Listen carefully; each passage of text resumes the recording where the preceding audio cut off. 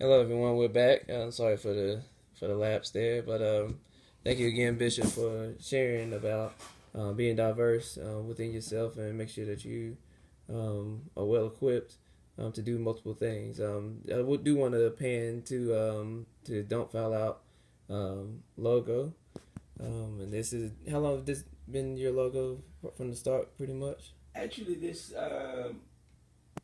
has been somewhat my logo since, well, it's a logo that my son, when I told him I was thinking about doing this, I asked him what did he think, and he drew this logo when he was in the sixth grade. Wow. It's in the Library of Congress, but he drew it in the sixth grade. And one of the things that I asked him, I said, "Son, why did you put that on there? Like that ain't no face on the paper." He said, "That is a silhouette, because that could be anybody. It could be me, it could be you, it could be anybody." And so, and as I talked about being diverse, and if you look at the logo, you'll find that, okay, there's sports. Sports was one of the first things that helped me to understand the concept of team and business. All right. You got to have coach, you got to have assistant coach, you got to have players, you got to have a area of where you can recruit or get the players from. All right. So therefore, the first picture represents school. So you go to school. That's where you pull from. You want people that's of a good character. But even if sometimes they don't, you have to be able to see that they have qualities that you can develop. That's where the risk taking comes in. All right. And then the next was school sports. All right, you begin to play, you begin to understand, you begin to follow, because now you got to understand. If I don't do the schoolwork, I don't get to play the sport. So it's important that you do that. So therefore, you begin to build a relationship with your teacher, with your educators, and things of that nature. All right, and then lastly, you see where they're looking through the bars, and that's society. I got that from when I became a magistrate, working in the court system. And when you don't abide by the law or the rules, be it in school, be it on whatever sports team you're playing on, whatever happens, when you begin to fall away from that, then there's some consequences. And you really don't want to do that, because what happens is they're saying you're not in control, you're not confident, and you can't control your emotions, you can't control your finances, you can't control your abilities to be able to go and learn more about what you are in pursuit of. You've got to be able to do that. And you notice with each level, okay, you begin to engage people and you want to talk to them. So, business minded people. I remember in school they used to call it business math. That's basic. Now they're dealing with geometry and physics and all this kind of stuff. And all of that helps you to prepare you for wherever you want to be and what you want to go and do. So you've got to know what you desire to do, and whatever you do. And I'm going to say this: there are a whole lot of people that's in prison to the job market. I'll say enslaved to the job market, because they're doing it in pursuit of money. Yeah, we got to make money. We got to do that. But ain't nothing any better than the joy of doing what you do. And there again, I made a statement. What is it you'll do for free? Because you're so passionate about it. But you do it so well that somebody find a way to compensate you and pay you for what you do. That's the joy of it all. And you remember, you can't do it by yourself. So back to your question, um, I began to see, I began to understand that people needed more than just an opportunity to play sports. I began to reach out to other individuals that they might come in and share that kind of information, to start their consciousness, to start them thinking about different avenues, because there's more to be offered. Yes, sir. Well, thank you again. You know, when you were going into it, making sure that you have the right people around you, partnered up with you. Um, Looking into your organization, your staffing and stuff, how did you go about electing these people, or selecting these people to come along with you? Because, like you said, if you bring the wrong people in with you, you're destined to fail. But make sure that you have people, like-minded people that'll excel you. And what was your weeding out process? Well, to be honest with you, when I started, I would go to individuals that I know and who are gifted in the area that I need. All right, and then they enjoy working with youth, young adults. They were already doing what I was going to ask them to do.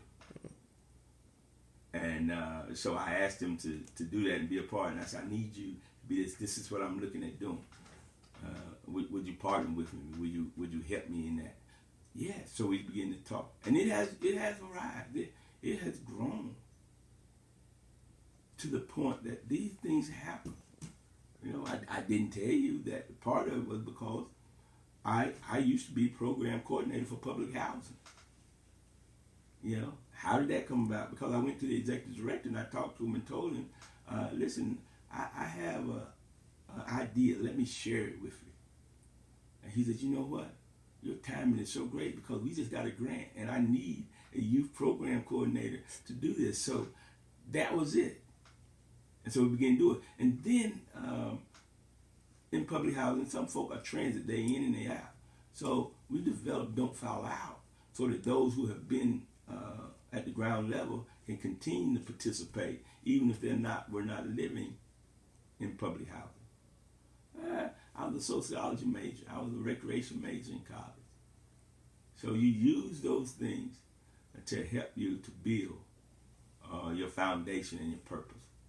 Oh, how many years that I did this before I was able to tap into those that had the resources? I would go and work a basketball camp just so I could use the money for working at basketball camp to do a camp for people and youth that were underprivileged that couldn't pay to go to camp. And then after doing that, if you do right in school, if you do this, I'll take you with me. I don't have the money, I understand, but if you can come up with half of it, because you've got to have some skin in the game, if you will. You've got to be able to invest in what you want. So we began to do that, and I began to talk to the coaches and things like that, so they allowed it to take place. So, yes, that's basically it. This is, and it's forever changing. You can't do the same thing today that you started 20 years ago. It's forever evolving. I use this case in point. Mr. Walmart, I ain't gonna call no name, went to Mr. Kmart, shared with him what they wanted to do, but Mr. Kmart didn't want to engage in it. Mr. Kmart is fizzling out. Mr. Walmart is still running good. Watch this. Mr. Starbucks went to Mr. Maxwell house, and instead of having coffee that was good to the last drop, we wanted it to be in not just your house, but every house. But Mr. Maxwell house didn't want to embrace the newness of it all. You don't hear much about Mr. Maxwell house no more, but you hear a lot about Mr. Starbucks. And I'm just calling it the way it is. That's just the way things transition and the new ideas. All right, watch this. There's many people that have started their business because of Mr. Facebook or Mr. Well, I'm on the other side of that generation now. What is it? Twitter, Instagram, YouTube, yeah, social media. Yeah. So they didn't need the cameraman no more because they do it right there. It's like right now. All right, you're interviewing, but you're the cameraman. You'll be able to edit. You can do what you need to do to help you move to that next phase of your life or your business. So those are the kind of things. Don't be afraid to embrace something that's new and fresh. But you make sure that it's for you. Don't do it because everybody else is doing it. But you make sure that it fits in to where you are and where you want it to go. All right.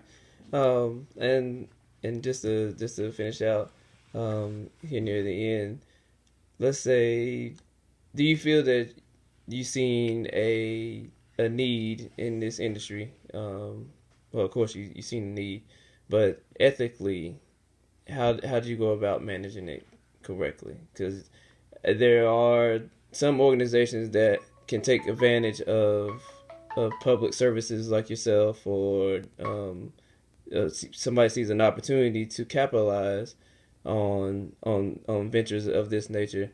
Um, what kept you, I guess, ethically grounded? Well, I'll put it to you this way: charity starts at home, and I've been asked to come and do it at other places. I've been asked to sell out, but you've got to be willing to burp your own baby and change the pamper when you needed to, because you don't want to entrust when you're looking for a daycare. Put your child in. There are certain things that you're looking for. All right, and they've got to win your trust. You got to be confident in releasing them to go and to do that. So that we're somewhat in a rural county, and there was a whole lot of things that I was going to do, but I said, God, we have kids this talented here, but they need an opportunity. So what I did was I began to do it here. I made some contacts in the coaching profession, and I would bring them. Made some contact with players. I would bring them. Instead of taking the kids to them, about the coaches and the collegiate players and so on to those kids. And what it did was their eyes was open. And I would tell them this.